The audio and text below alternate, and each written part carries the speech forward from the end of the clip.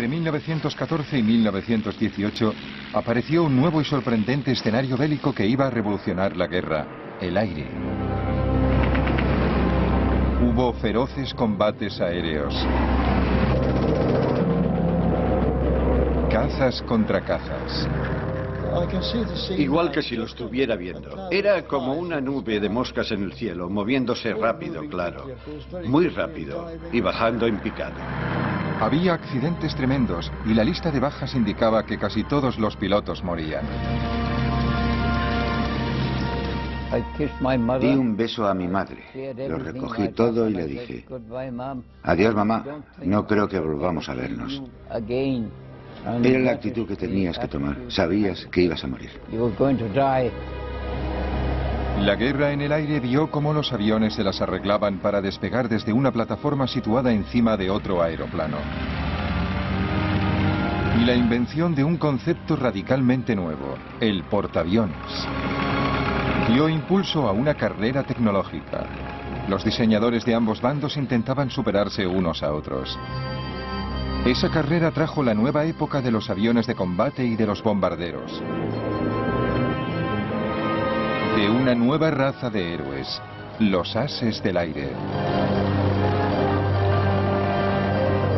Ahora podemos ver esa guerra aérea tal como la vieron los pilotos, en color.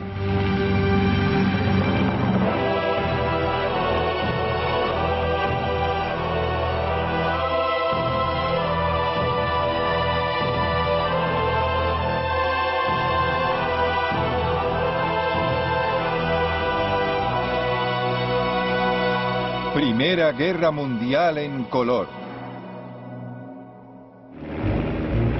Sangre en el aire.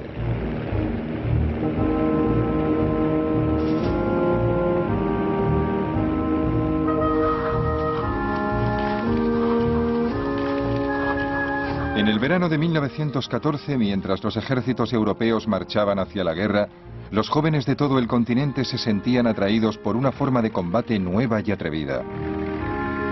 En Gran Bretaña hacían cola para alistarse en lo que se llamaba el Real Cuerpo de Aviación. La edad mínima para ser un piloto en ciernes era de 17 años. El escenario principal para esos pioneros adolescentes iba a ser el frente occidental, Francia, en cuanto lograran pasar de la oficina de reclutamiento. Hasta ese momento no se nos había ocurrido que nadie más hubiera pensado en alistarse en el Real Cuerpo de Aviación. Era idea nuestra, una idea brillante y original, y a nadie más podía habérsele ocurrido. ¿Cuál fue nuestra decepción al ver la larga cola de chicos que esperaban delante de nosotros? Todas nuestras esperanzas, y eran muchas, se esfumaron. ¿Y todos esos también quieren entrar? Parece que sí. Luego el silencio y poco a poco la cola que se iba acortando, y todos mirábamos nerviosos a la cara de los que salían, intentando leer en sus ojos: ¿le habrán aceptado? ¿Me aceptarán a mí? La aviación solo tenía 11 años de existencia cuando empezó la Primera Guerra Mundial. Imagínate, para un chico de 18 o 19 años, al ver esas máquinas, eran los Ferrari de la época, eran los Harrier de la época.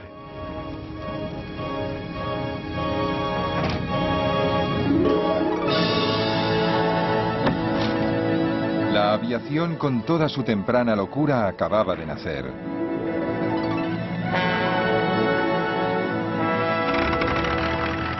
En 1903, los hermanos Wright realizaron el primer vuelo a motor con un Kitty Hawk en Carolina del Norte.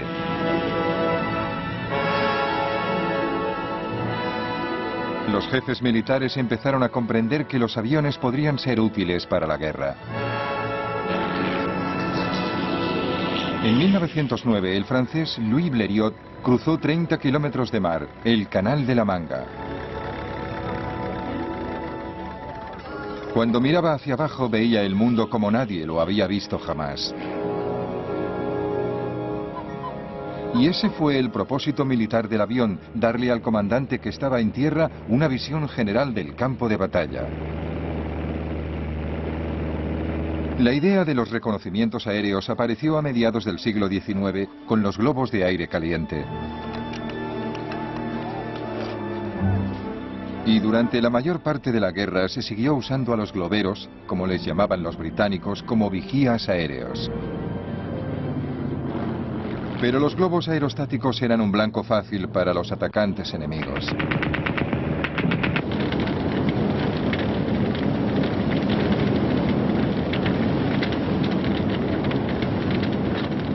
Para mayor seguridad, desde 1916 se permitió a los tripulantes de globos usar el paracaídas plegable que se había presentado en Norteamérica por primera vez hacía 30 años. Durante la Primera Guerra Mundial, a los pilotos aliados no se les permitió llevar paracaídas porque sus comandantes creían que eso podía animarles a abandonar el avión innecesariamente. Los paracaidistas fueron la clave de una nueva forma de defensa aerostática. Cuando el globero localizaba un avión enemigo, saltaba rápidamente en paracaídas. Luego, la tripulación intentaba recoger el globo antes de que se incendiara. No era una solución muy satisfactoria, y los aviones más pequeños y más rápidos terminarían siendo claves para reconocimientos aéreos y usarían cámaras fotográficas para espiar en territorio enemigo. Si retratas algo, ves cosas que un observador corriente no puede ver, porque te llevas la película a casa, la revelas, la amplías, creas una imagen muy detallada y miras. Puedes ver nidos de ametralladoras, puedes ver rutas, puedes ver puestos de mando. Además de tomar fotografías, los pilotos podían transmitir por radio lo que veían al control de tierra. La única manera que tenía el enemigo de evitar que la información se filtrara o que el piloto volviera a la base con sus valiosas fotografías era abatirle. Pero en esas primeras épocas era difícil. Uno de los mayores problemas iniciales para que las armas fueran eficaces contra los aviones, ya fueran bombas, ametralladoras o cualquier otra cosa, era la cuestión del peso. Eran aviones primitivos, muy ligeros, con motores muy poco potentes. Apenas podían cargar con el piloto. Los pilotos se enfrentaban con otro obstáculo a la hora de disparar. El propulsor delantero estorbaba. La primera solución llegó en abril de 1915 de la mano del piloto francés Roland Garros. Puso cuñas de acero en las hélices propulsoras, así las balas de las ametralladoras simplemente rebotaban. Claro, no es una solución ideal, sobre todo por el peso añadido de la armadura para resistir el fuego de la ametralladora, y también porque desviaba una de cada 10 balas, y algunas incluso podían rebotar y dar en tu propio avión. A pesar de los peligros, Roland Garros abatió 5 aviones alemanes en 2 semanas. Sus pilotos no sabían de dónde venía el fuego, pero entonces Roland Garros se vio obligado a aterrizar en territorio alemán. Los alemanes vieron inmediatamente por qué este avión tenía tanto éxito, y en realidad estamos hablando de un solo avión que había hecho estragos en las fuerzas aéreas alemanas de la época. Pero cuando vieron lo primitivo que era el sistema y cómo podían disparar a través de las aspas, entregaron la máquina a un diseñador holandés muy brillante, con mucho talento, Anthony Fokker. Fokker resolvió el problema y revolucionó el futuro de la guerra aérea, inventando un dispositivo que sincronizaba el fuego de la ametralladora con el movimiento del propulsor, de tal forma que las balas nunca daban en la hélice. Pronto, los pilotos alemanes perfeccionaban las tácticas que llevarían la masacre a los espacios aéreos. Vimos que era un avión alemán, y una vez colocado sobre nosotros, detrás del avión del medio, se lanzó en picado como un halcón sobre una golondrina. Desde luego, di gracias de volver sano y salvo de esa misión. La aviación aliada estaba indefensa. En 1915 se produjo lo que se llamó el azote de los Fokker. La vida de un piloto aliado se contaba por días.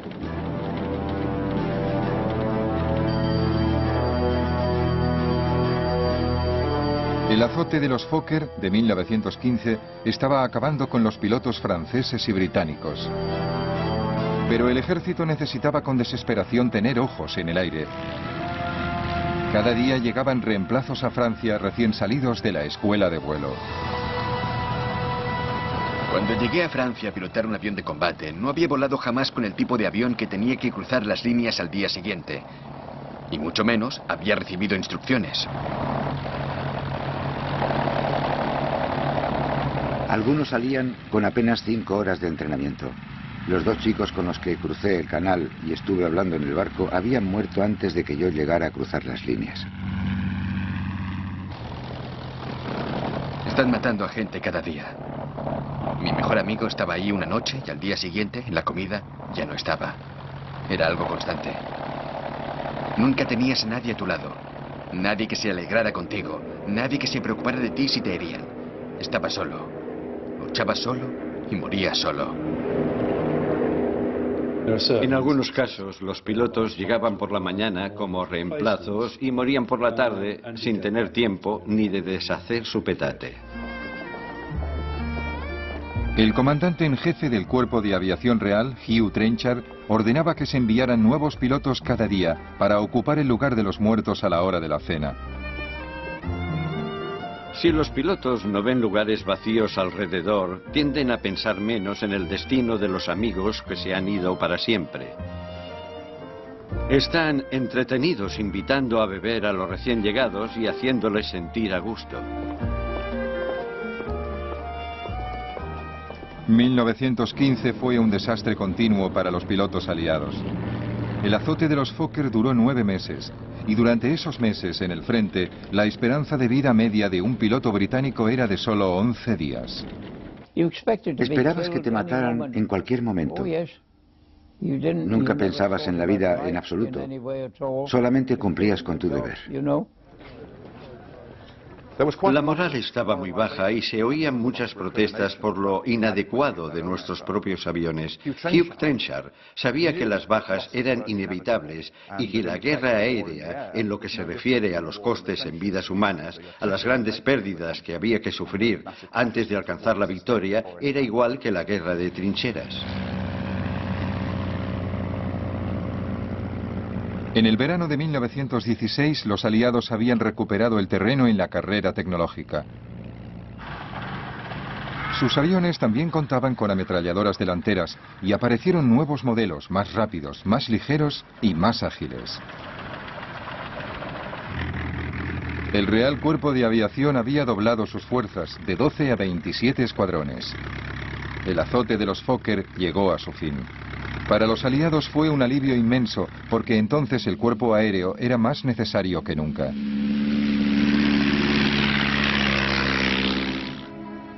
El punto muerto en la guerra de trincheras duraba ya casi 2 años.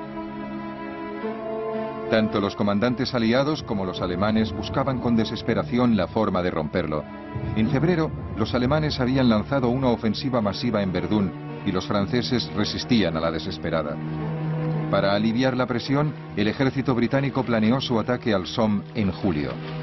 Los reconocimientos aéreos eran vitales, no solo para localizar objetivos alemanes, sino también para guiar el fuego de la artillería. Los pilotos aliados se pusieron en acción con sus nuevos aviones mejorados. Algunos se hicieron muy populares, como por ejemplo Albert Ball. Albert Ball fue una inspiración para el Real Cuerpo de Aviación porque nada era demasiado peligroso para él y en cierto modo reflejaba la imagen que tenía Trenchard de lo que debía ser el Real Cuerpo de Aviación.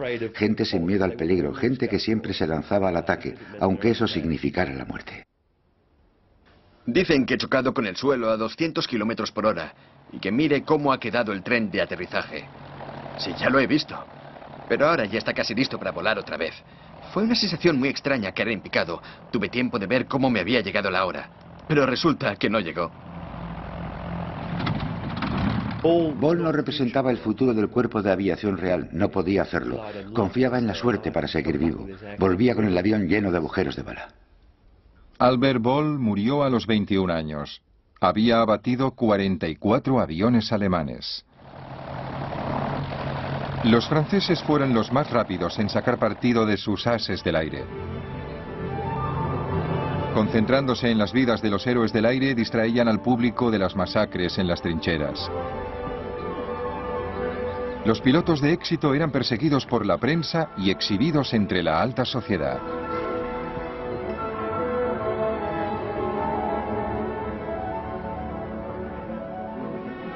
Los alemanes también se dieron prisa en ensalzar a sus ases del aire.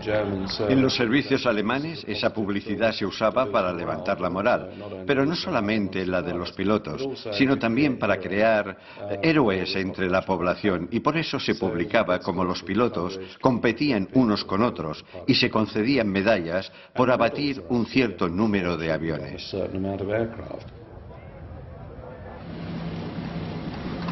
El as del aire alemán más popular era Manfred von Richthofen, el Barón Rojo.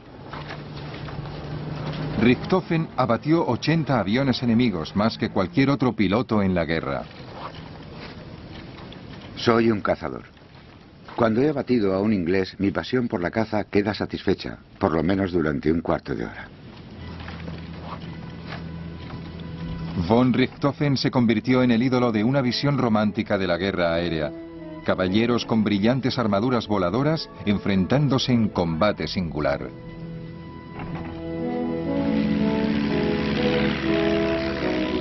Estar solo. Tener tu vida en tus manos. Usar tu habilidad en combate singular con el enemigo. Era como las justas de la Edad Media. La única esfera de la guerra moderna donde uno aún veía a su adversario y se enfrentaba a él en mortal combate. La única esfera donde aún existían la caballerosidad y el honor. Si vencías, era por tu valentía y habilidad. Si eras derrotado, era porque habías encontrado a alguien mejor.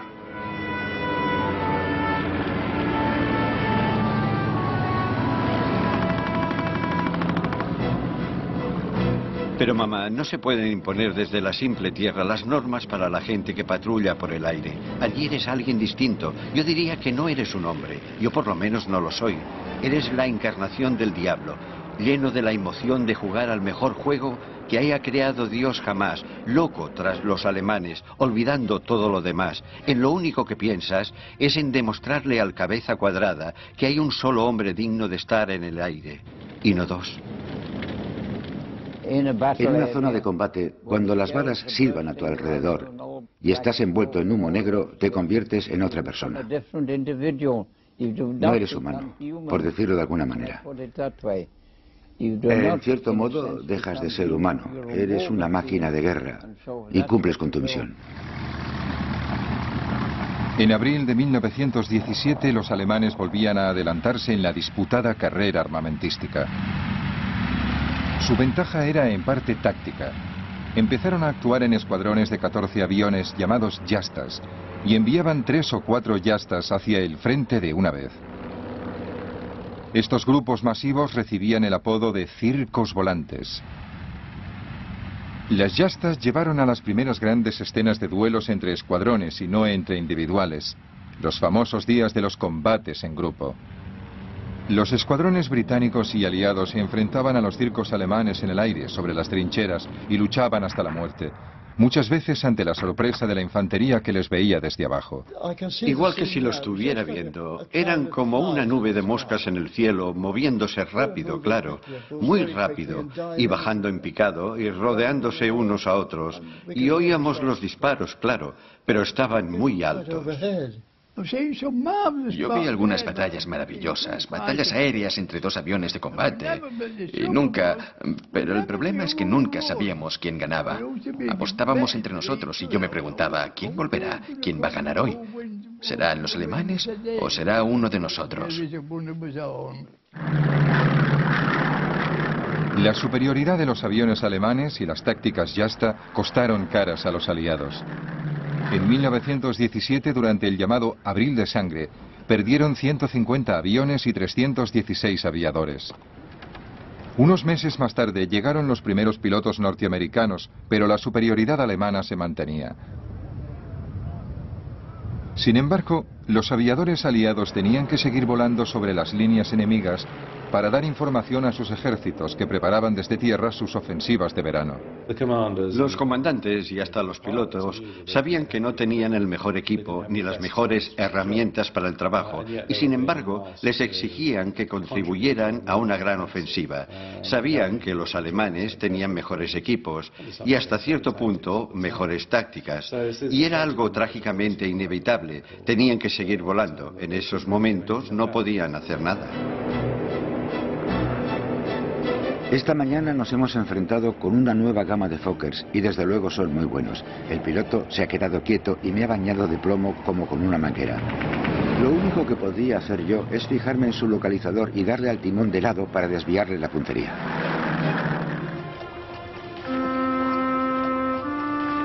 Pero aunque las bajas durante toda la guerra fueron muy altas, los pilotos británicos sabían que eran solo una pequeña fracción de las bajas en tierra, que iban subiendo. Y la vida de los pilotos, aunque muchas veces fuera corta, era muy cómoda comparada con la de los PDI, pobres desgraciados de infantería de las trincheras. Cuando volábamos a casi 5.000 metros, sentías como una gran exaltación, como si gritaras: «Soy el rey del castillo». Estabas ahí arriba y la guerra no te afectaba. Yo estuve en la infantería y siempre íbamos sucios, piojosos y muchas veces muertos de hambre, mientras que en el cuerpo aéreo vives como un señor. Cuando estaban en tierra, la vida de los pilotos era muy extraña porque se enfrentaban a la muerte cada día en el aire, pero luego volvían al campo de aviación y tenían un salón agradable, buena comida y una cama decente para dormir. Es una maravilla volver de la patrulla por las noches pensando que has terminado por hoy con el brillante crepúsculo por poniente y el levante oscuro y misterioso. Y aquí estoy completamente solo, disfrutando del estupendo sol de mayo y con una brisa fresca. Se está tan a gusto. Oigo el ruido de las ametralladoras, pero aparte de eso, la guerra parece muy lejos, gracias a Dios.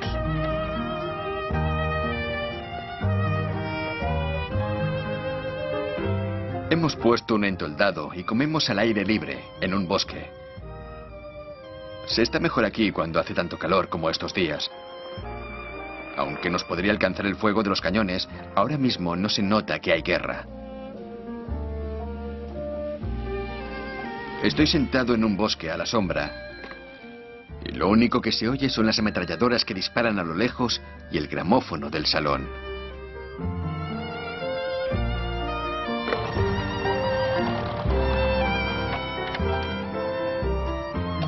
Vivimos bien. Hemos ido a Boulogne y nos hemos tomado un helado. Somos el único cuerpo en el frente que toma helado para cenar cada noche. En plena vida, estamos cerca de la muerte. Y tan cerca de la muerte también conseguimos pasarlo en grande. Cócteles del Bronx, brochetas de higadillos de pollo, champán, helado de fresa y coñac Napoleón.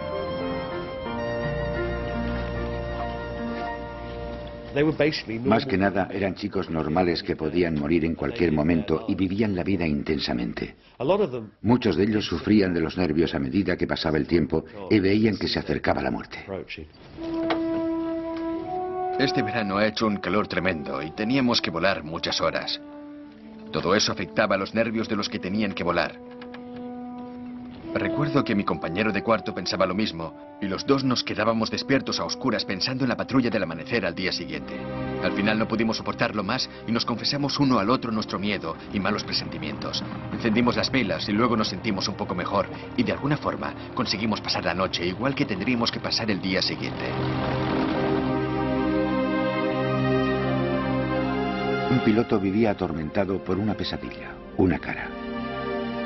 La cara aparecía vaga y distante, y poco a poco se acercaba hasta que la nariz de la cara y la de él estaban casi juntas y se miraban.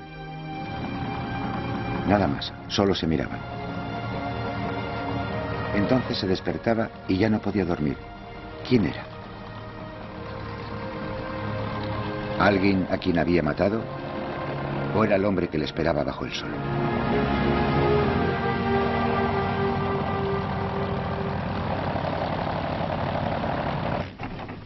Ni siquiera el varón rojo, que parecía invencible, era inmune a la muerte, aunque no le afectara el miedo.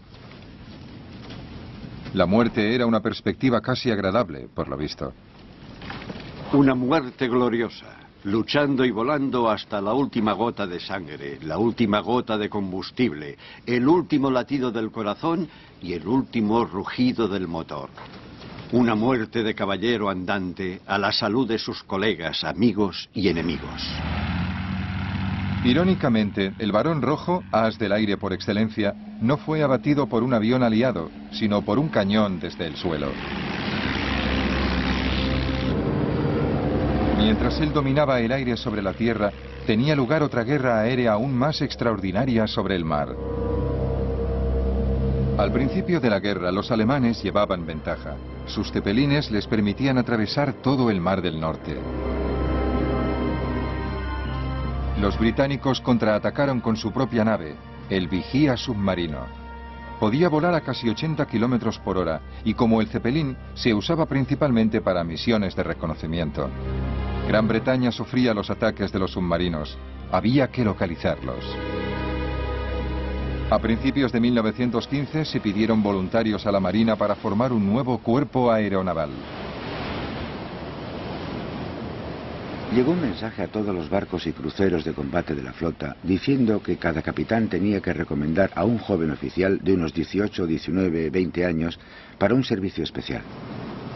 Cuando llegamos al almirantazgo, nos acompañaron al despacho del primer almirante del mar, Lord Fisher, que nos recibió diciendo: caballeros, ustedes van a volar y dentro de un año seguramente estarán muertos o puede que consigan la Cruz de la Reina Victoria. Pero se les ha seleccionado para iniciar un nuevo servicio aéreo que contrarrestará la amenaza de los submarinos que sufrimos en esta guerra. Si no quieren volar, vengan a decírmelo antes de 48 horas. Pocos dudaron en alistarse para volar muy alto. Pilotar un avión en un día hermoso era un auténtico placer. Sentías que el cielo era todo tuyo. Podías ir donde quisieras dentro del alcance del barco. Volar a la altura que quisieras, a la velocidad que quisieras.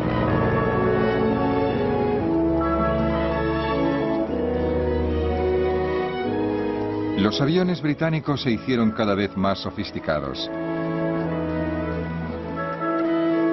Además de localizar objetivos alemanes, también salían a bombardearlos, pero con una tecnología muy primitiva. Podíamos volar muchas horas, pero nuestra capacidad de llevar bombas era más bien reducida. Llevábamos bombas pequeñas que iban más o menos sueltas rodando por el suelo. Al fin las colgábamos de lado con trozos de cuerda y llevábamos navajas para cortar las cuerdas y soltar la bomba.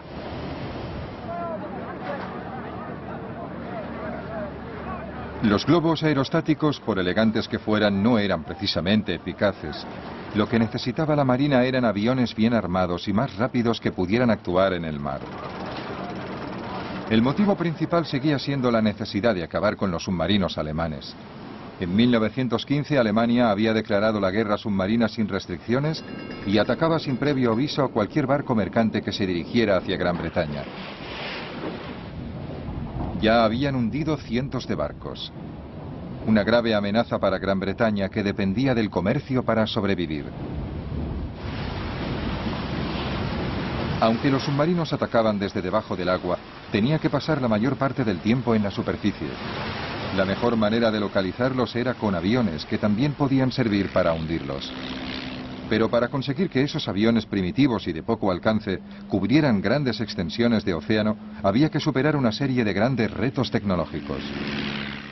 La mayor contribución del servicio aéreo de la Armada Real fue ser pionera en el uso de aviones en el mar. Al principio de la guerra, los aviones eran hidroaviones. Esos aviones llevaban flotadores de madera atados a las ruedas para poder despegar y aterrizar sobre el agua. Pero levantar esos hidroaviones en el aire era un trabajo muy pesado. Para colocar el hidroavión en la superficie del mar, había que detener el barco y usar una grúa para depositarlo en el agua. Era un sistema complicado, una pérdida de tiempo y de energías. Para despegar de la superficie del mar se gastaba mucho combustible. Los flotadores eran pesados y reducían mucho la velocidad del avión. Y luego, para volver a subir el avión a bordo, había que repetirlo todo a la inversa. Aterrizar con el avión en el mar, detener el barco y levantar el avión hasta cubierta. Era una imagen sorprendente.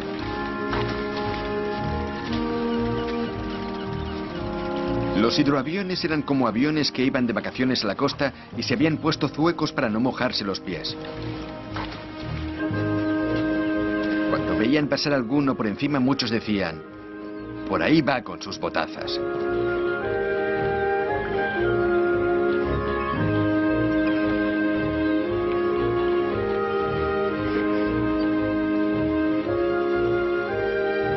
Todas las naciones en guerra se desesperaban buscando la forma de trasladar los aviones.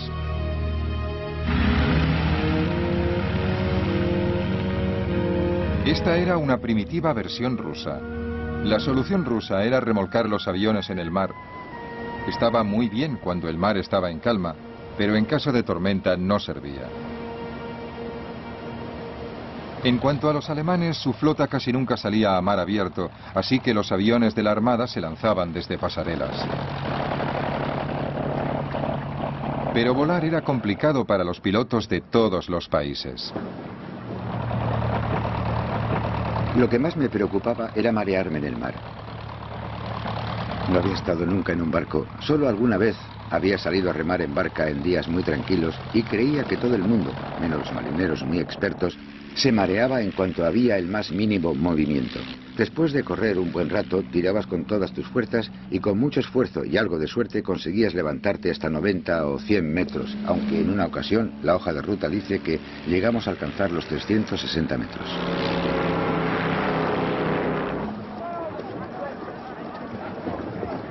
El primer avión marino británico producido en grandes series fue el Short.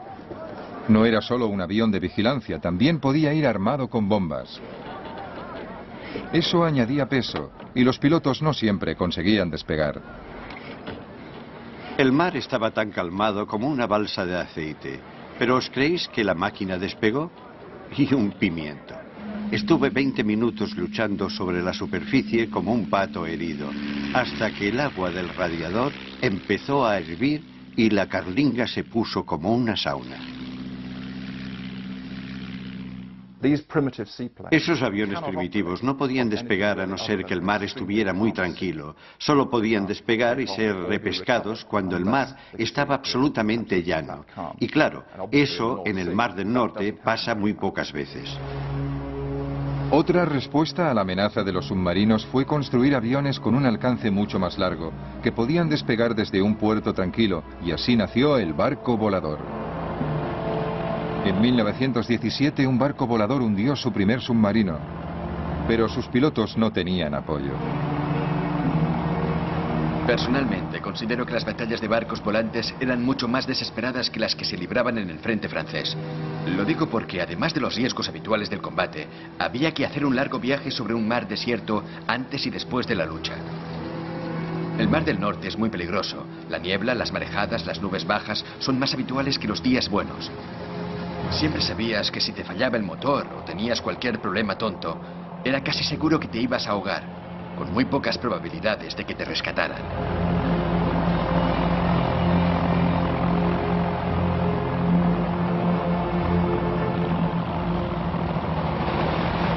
La mejor solución era construir aviones capaces de despegar y aterrizar en un barco. Entonces se iniciaron unos experimentos extraordinarios con los Sopwith Pup. Cuando el piloto tenía que despegar, se montaba rápidamente una plataforma con planchas desde la torreta hasta los cañones de popa. Con los cañones inclinados de cierta manera, la pendiente de la plataforma era suave y descendente. Así, el avión tenía un recorrido de 25 o 30 metros.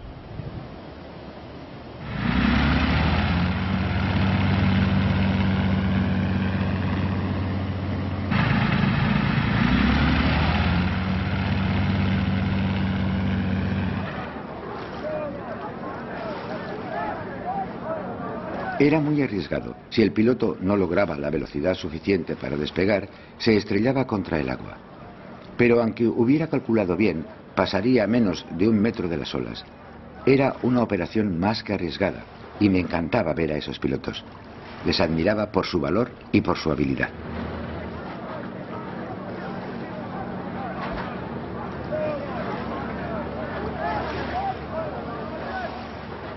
El Servicio Aéreo de la Armada Real tuvo la suerte de contar con muchos innovadores, gente que tenía una curiosidad insaciable por ver lo que se podía hacer con un avión. Y esos experimentos llevaron al Servicio Aéreo de la Armada Real a volar en un reino completamente distinto. El resultado inevitable de esos experimentos fue el desarrollo del portaaviones. En agosto de 1917, un Sopwith Pup consiguió aterrizar con éxito en la cubierta del HMS Furious, un crucero que había sido reformado para convertirse en el primer portaaviones británico.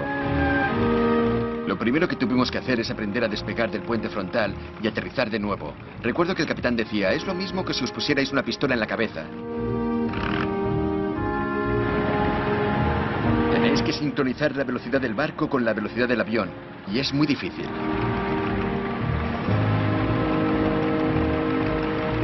Pero a pesar de las dificultades, había nacido un nuevo tipo de arma. A principios de 1918 se lanzó el primer ataque de un portaaviones desde HMS Furious. Sus aviones, que despegaron sobre la cubierta, bombardearon y destruyeron los zeppelines alemanes en Torvin. Se trató de un hecho pionero en la historia del arma naval. El portaaviones alcanzó la mayoría de edad en esa batalla. Y al mismo tiempo, en tierra se había conseguido otro avance tecnológico, el nacimiento del bombardero.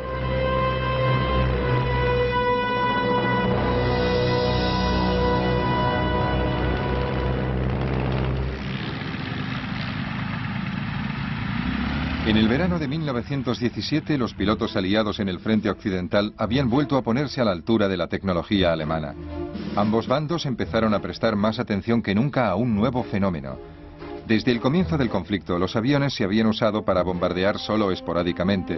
Sin embargo, ahora muchos aviones antiguos de reconocimiento empezaron a ser transformados en bombarderos. Se les adaptaron unas fijaciones especiales para las bombas, y en 1917 eran de uso habitual entre los aliados. Venían en una caja media docena de bombas envueltas en algodón en rama. No teníamos instrucciones, así que cogíamos las bombas, las desenroscábamos y cuando queríamos un detonador yo decía, Charlie, pásame un detonador. Practicaba el lanzamiento de bombas de día y de noche, hiciera el tiempo que hiciera, con viento, desde cualquier altura hasta 750 metros.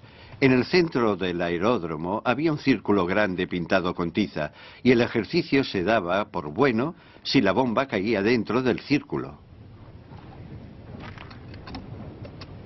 Las bombas se usaban para estorbar los movimientos de las tropas enemigas. Siempre intentaban atacar puentes, vías de ferrocarril, estaciones, empalmes de vías de tren, cualquier cosa que impidiera moverse al enemigo.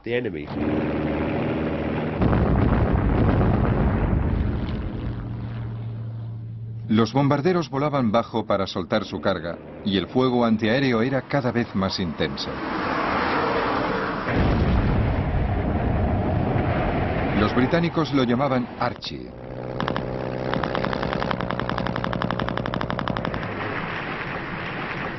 Pero intentar abatir un avión desde el suelo es difícil.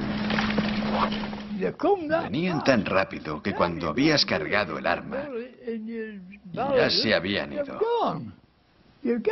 Solo podías tocarles si sabías por dónde venían, si te encarabas a esperarlos. Entonces, cuando aparecían, a lo mejor, tenías una oportunidad de dispararles, de pegarles un tiro. ¿Es que se movían tan rápidamente? Cada vez había más y más artillería antiaérea, pero no abatían muchos aviones. Era más bien un intento disuasorio, y es un buen indicador de la valentía de un piloto, porque se reían de Archie. Bueno, primero tenían miedo, luego se reían y luego, cuando les fallaba el valor, empezaban a obsesionarse y a preocuparse de que ese día la nube de humo junto al avión les diera de lleno. No sé cuánto van a resistir mis nervios este bombardeo casi diario de Archie. Me he dado cuenta de que algunos están perdiendo los nervios poco a poco. Hoy Archibald nos ha dado un buen rapapolvo y algunas balas han pasado demasiado cerca y oía los trozos de metralla que pasaban silbando y tienen que pasar muy cerca para que puedas oír el silbido de la metralla por encima del motor del avión. La carrera de armas aéreas de la Primera Guerra Mundial dio un giro nuevo y devastador a la industria del armamento. Por primera vez, los civiles se convirtieron en objetivos. Los alemanes llevaron a cabo el primer bombardeo a civiles en enero de 1915 en la costa de Norfolk. Su bombardero era un Zeppelin. En mayo de 1915 los cepelines bombardearon Londres. 7 civiles resultaron muertos. Dijimos, mira eso. Era una cosa larga y negra con forma de puro que se acercaba muy despacio. Abracé a mi madre y la verdad, no sé lo que sentimos. La gente empezó a prepararse para los ataques de los cepelines. Contaban que un comerciante en vinos alquilaba una de sus bodegas y mucha gente que conocíamos acondicionaba el sótano y dormían allí con los abrigos y las bolsas con las cosas de valor al lado. Al principio, los ataques de los cepelines contra Gran Bretaña tuvieron un gran efecto psicológico porque desde la época medieval siempre se ha visto Gran Bretaña como una isla fortaleza segura. Nadie podía tocarnos mientras conserváramos el dominio de los mares. En comparación con los bombardeos posteriores de la Segunda Guerra Mundial, no mataron a tanta gente. Fue la novedad de sentirse repentinamente amenazados desde el aire lo que provocó más pánico del que se podía esperar, dadas las estadísticas. Los cepelines eran lentos y vulnerables, y los alemanes desarrollaron un nuevo bombardero de largo alcance, el Gotha. En el verano de 1917, escuadrones de Gothas salieron de Ostende, en Bélgica, para atacar Inglaterra. Pude distinguir muchos aviones enormes en formación volando hacia el este.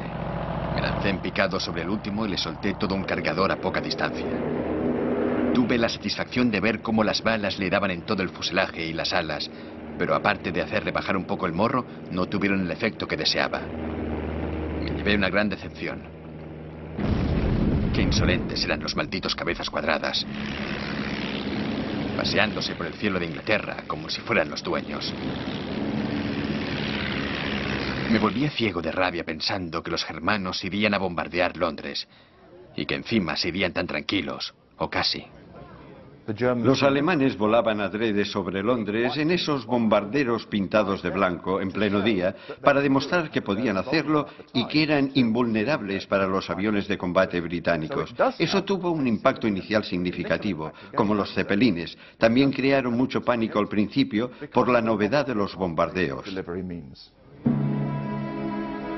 En el ataque a Londres murieron 162 personas. Para calmar a la nación, un escuadrón de ataque volvió rápidamente desde el frente occidental para procurar cobertura aérea a la capital. El general sudafricano Jan Smuts debía diseñar una nueva estrategia de defensa en el frente interno. Introdujo una serie de sistemas de aviso. Cohetes explosivos llamados petardos, silbatos de la policía y carteles, y también nuevas armas antiaéreas. Las defensas resultaron eficaces, así que los alemanes pasaron a los ataques nocturnos. La pobre Mary es muy nerviosa, así que la escondimos en el pasillo del primer piso, en un lugar muy seguro, y luego Phyllis y yo nos escapamos a la ventana del tejado. Nunca había visto nada igual. El cielo parecía lleno de bombas. Luego se sintió un silencio de muerte, espantoso después de tanto ruido. Y luego, viniendo del este, oímos los motores de los aviones. Por poco nos matamos intentando verlos, pero con la niebla no veíamos nada.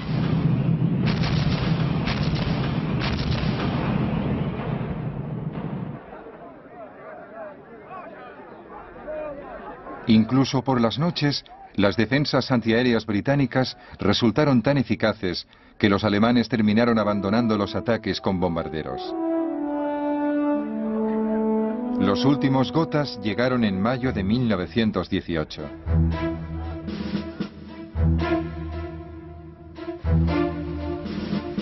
Los británicos también habían desarrollado sus propios bombarderos como el Handley Page, que tenía autonomía para atacar objetivos en Alemania. Estas nuevas máquinas voladoras llevaron la guerra a un nivel desconocido. En 1918 el general Smuts escribiría proféticamente: según las previsiones actuales, no hay límites a la escalada del futuro uso independiente de la aviación para la guerra. Y es posible que pronto llegue el día en que las misiones aéreas, con su capacidad de devastar tierras enemigas y destruir centros industriales y de población a gran escala, se conviertan en las principales misiones de una guerra. Lo más distintivo de las misiones aéreas de la Primera Guerra Mundial es lo rápido que evolucionan. Empezamos con técnicas muy primitivas, globos de observación y pequeños aviones. Al final de la guerra ya había bombarderos estratégicos, escuadrones de aviones de combate, portaaviones y toda la gama de fuerzas aéreas que se desarrollaría durante el resto del siglo. A pesar de todos los cambios tecnológicos y estratégicos que había detrás, la lucha en el aire se reducía a individuos en sus aviones, enfrentándose en un combate singular de nuestros tiempos. El coste para ellos fue muy alto. Es posible que murieran miles de pilotos, y no millones, como en las trincheras, pero sus posibilidades de sobrevivir también eran muy pocas. La muerte de un as del aire, un norteamericano llamado Raoul Loveberry, resumía cómo se veían a sí mismos. Su canción reflejaba lo que el piloto sabía, que su vida era emocionante, pero corta. Bajo las vigas que resuenan, las paredes están desnudas. Se oyen los ecos de unas risas. Los muertos están ahí. Sostened firmes la copa. El mundo es una mentira. A la salud de los muertos y viva el próximo que muera.